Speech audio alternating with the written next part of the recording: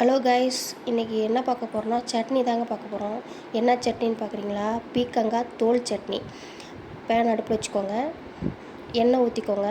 எண்ணெய் காஞ்சதும் ஜீரகம் 1 ஸ்பூனு, ஜீரகம் பொரியும் போது பூண்டு போட்டுக்கலாம் ஒரு 5-6 பல்.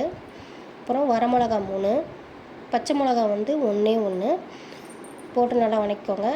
நான் சின்ன வெங்காயம் சேர்த்த போகிறேன். சின்ன வெங்காயம் சட்னிக்கு சூப்பராக இருக்கும். நீங்கள் பெரிய வெங்காயம் இருந்துச்சுன்னா பெரிய வெங்காயம் கூட சேர்த்துக்கலாம்.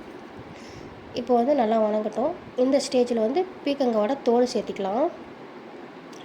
தோல் நல்லா வணங்கட்டும்.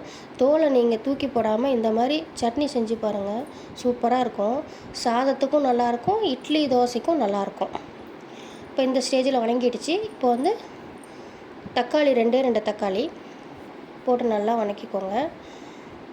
நல்லா வணங்கட்டும். தக்காளி நல்லா வணங்கட்டும். தேங்காய் 4 பல் எடுத்துக்கோங்க. அதை சின்ன சின்னதாக நறுக்கி வச்சுக்கோங்க. நறுக்கி நம்ம இப்போ சேர்த்துக்கலாம். சேர்த்து நல்லா வணக்குங்க. வணங்கினதுக்கப்புறம் இந்த ஸ்டேஜில் உப்பு போட்டுக்கலாம். உப்பு தேவையான அளவு உப்பு போட்டுக்கோங்க. உப்பு போட்டுட்டு ஒரு பரட்டி விட்டுட்டு புளி பார்த்திங்கன்னா ஒரு நெல்லிக்காய் சைஸ் புளி, நான் பாருங்கள் எவ்வளோ எடுத்துருக்கேன் பாருங்கள், அந்த சைஸ் தான் புளி போட்டு நல்லா பரட்டிக்கோங்க. பரட்டிக்கிட்டு நம்ம ஆற வச்சுக்கலாம். ஆற வச்சுட்டு மிக்ஸி ஜாரில் சேர்த்து அரைச்சி எடுத்தோம்னா நம்ம சட்னி ரெடிங்க. இதை வீட்டில் ட்ரை பண்ணி பாருங்கள், டேஸ்ட்டு சூப்பராக இருக்கும். அவ்வளோதாங்க, அரைச்சி எடுத்தோம்னா சட்னி ரெடி. இப்போ வேறு பவுலில் மாற்றிக்கிட்டு நம்ம தாளிப்பு ரெடி பண்ணிக்கலாம்.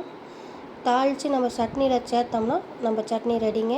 இந்த வீடியோ பிடிக்கும் நம்புகிறேன். பிடிச்சிருந்தா லைக் பண்ணுங்கள், ஷேர் பண்ணுங்கள், மறக்காமல் சப்ஸ்கிரைப் பண்ணிவிடுங்க. Tata, bye bye.